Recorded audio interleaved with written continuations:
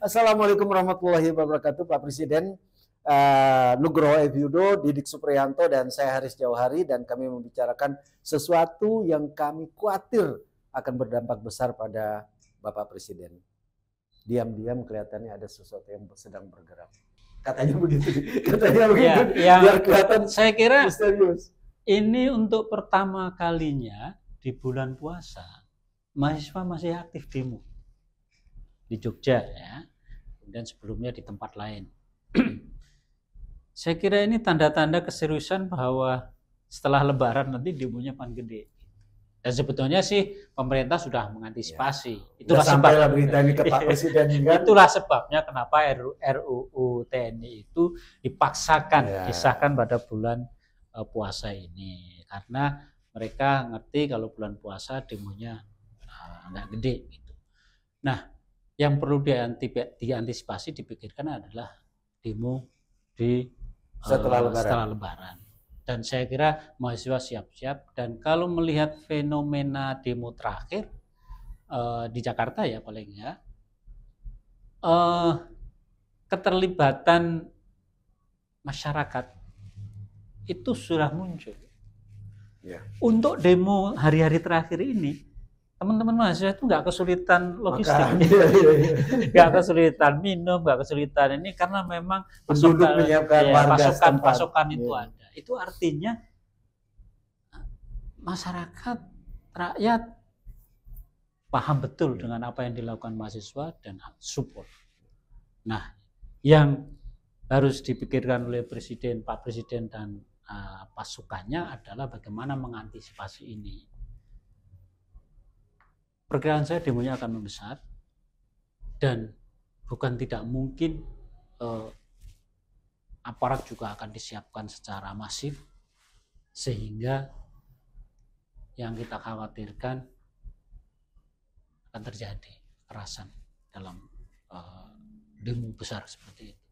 Ya, kalau kita lihat yang lo omongin itu memang mengingatkan kita apa yang terjadi sekitar tahun 66.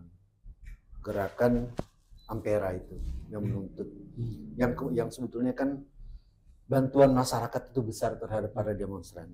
Itu terjadi yang memang yang sebetulnya 98 kan juga gitu. 98 juga begitu. Bahkan pasokan kondom kan banyak di DPR. Hanya kita aja yang nggak mau tulis tulis gede-gede kan. Kita serahkan kepada ahlinya ini. Urusan kita ahlinya. Jadi Pak Presiden waktu demo 9798 itu, teman-teman media itu banyak menemukan kondom bekas di gedung DPR. Tapi sengaja kita pura-pura nggak tahu demi menyemangati mahasiswa saat itu. Soalnya nanti kalau itu diberitakan kan dihujat, dialihkan kan isunya. Ya, isunya dia dialihkan. Kita senang banget sama pengalihan isu. Tapi lu melihat sebahaya itu nggak? Situasinya. Karena sekarang memang bulan puasa, memang eskalasinya tidak sebesar kalau bukan bulan puasa.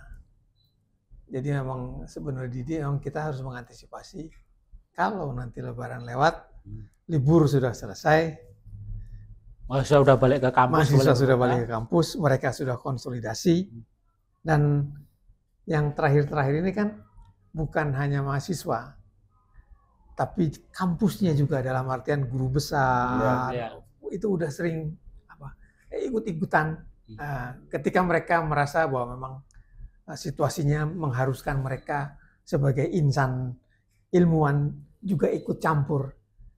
Dan ini kan politiknya high politics ya, berpolitik tapi tidak berpihak pada mana-mana. Politik dalam arti kebijakan, bukan politik dalam arti permainan. High politics. Bukan. Ini mahasiswa ilmu politik saya. Oh, calon dokter itu ya? Bukan. Ambil HTN. Oh, HTN. Soalnya profesi hukum lebih laku sekarang. Nah, itu. Jadi itu yang harus diantisipasi. Bukan hanya diantisipasi sebenarnya. Sebenarnya yang penting adalah pemerintah punya jawaban. Kan sudah bisa diantisipasi. Mahasiswa ini minta apa saja. Bukan hanya minta, mungkin bocorannya pun mereka sudah punya. tapi lalu bagaimana pemerintah merespons. Kalau yang direspons oleh pemerintah sama dengan yang selama ini sifatnya defensif dan tidak terbuka, itu eskalasinya bisa tambah naik. Ya, itu terlihat juga pada kebijakan yang terbaru. Ketika kemudian Pak Presiden memerintahkan untuk segera mengangkat ASN. Ya. Di satu sisi ini kelihatan ini kan sepertinya kayaknya reaktif benar gitu ya, reaktif banget gitu ya. Di satu sisi ya kita bersyukur lah kan orang-orang ini yang terkatung-katung kemudian mendapatkan kepastian akan segera diangkat Juni dan kemudian yang sebagian lagi itu di Oktober. Akan tetapi pada saat yang sama kita tahu bahwa banyak orang juga sedang di PHK. Ada berapa puluh ribu, 30.000 orang yang di PHK. Ya. Jadi naik terus. Jadi tindakan reaktif ini itu bagi sebagian orang lain diterjemahkan sebagai ketidakadilan. Ya. Terus kenapa hanya itu juga yang harus dikhawatirkan.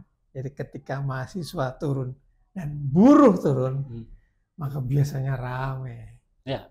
Biasanya tadinya rame. Dan itu di sisi lain biasanya rame, lalu potensi kekerasan terhadap rakyat, terhadap masyarakat itu. Kalau kita lihat pernyataan Panglima TNI misalnya, juga Kasat ya, ini mengingatkan kita tahun 97-96. Jadi nggak usah dipikirin lah, awak kampungan, itu kan sama sebetulnya. Dalam mungkin ininya ada beda.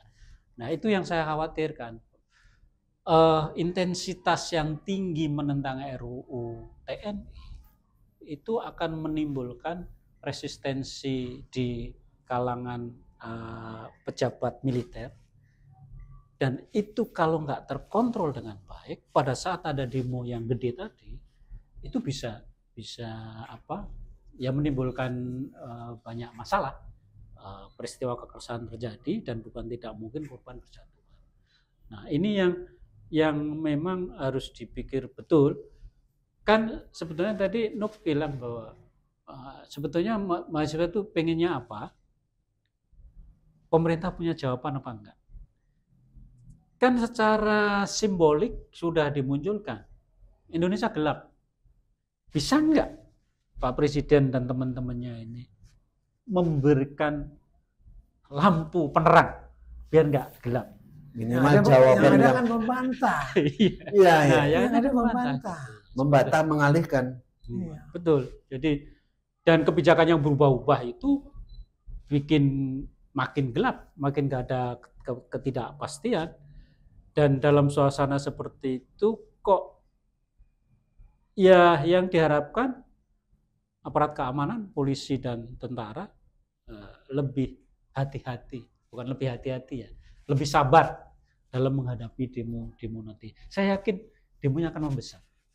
Cuman karena itu tadi tidak ada penerang untuk komplain bahwa Indonesia gelap. Ini kan sebagai isu sudah cukup lama lah kita dengar, sudah beberapa bulan terakhir lah ya, bahwa akan ada kekacauan politik, akan ada macam-macam menunggu selesai Lebaran, seolah-olah Lebaran yang ditunggu, padahal kan nggak gitu. Tadinya gue pikir itu sebatas isu, walaupun isu itu datang dari orang-orang yang mungkin agak sulit kalau kita katakan dia senior nggak? Senior. Agak sulit kita katakan bahwa dia omong kosong. Tapi kemarin waktu kita rekaman pertama itu salah seorang teman kita datang kan. Kita nggak usah sebut nama, nggak usah dari daerah mana. Tapi begitu gue tanya, lu tumben ke Jakarta? Di BKU kan bang.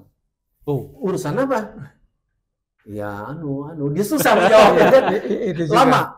Ya sampai urusan ini beres. Nah, gue pikir jangan-jangan isu ini benar, karena dia ini kalau sampai di BKU kan itu pasti ada sesuatu yang sedang digarap. Itu juga yang membuat suasana menjadi cepat panas. Karena memang di dunia maya buzzer dan yang orang-orang yang kritik itu berperangnya itu nggak habis-habis. Ya. Setiap hari. Kalau pemerintah atau pejabat-pejabat pemerintah tidak berhenti menggunakan buzzer, karena buzzer itu hanya akan hanya akan membuat suasana tambah panas. Dan orang makin emosi, kesel, kemarahan, makin makin marah. kesel. Iya. Karena Itu. jawabannya juga buzzer-buzzer ya, namanya juga buzzer ya, yang ngaco aja gitu. Jadi antara yang benar dengan salah, hitam dan putih, jelas gak jelas itu dikocok sedemikian rupa sehingga kabur. Jadi semua jadi kabur, jadi gak jelas. Ya memang pemerintah perlu berhenti main buzzer ya. Ya, mestinya sih gitu. Meskipun banyak staf khusus yang profesinya buzzer. Ya Pak, setelah jadi staf khusus jangan jadi buzzer lah. Ini bener ini bener. Iya. Itu juga masalah dan itu juga membuat orang berpikir bahwa bisa nggak nih pemerintah jalan dengan orang-orang yang mohon maaf mungkin di kalangan masyarakat ya udahlah dia dipercaya sebagai buzzer tapi bukan sebagai orang yang mengambil kebijakan atau menjalankan kebijakan pemerintah. Itu kan bahaya, Ji. Kalau situasinya sudah seperti itu, masyarakat sudah menganggap bahwa pemerintah ini meragukan. Artinya begini, mungkin presiden perlu memikirkan lagi dalam menerapkan kebijakan, terutama tentang keadilan.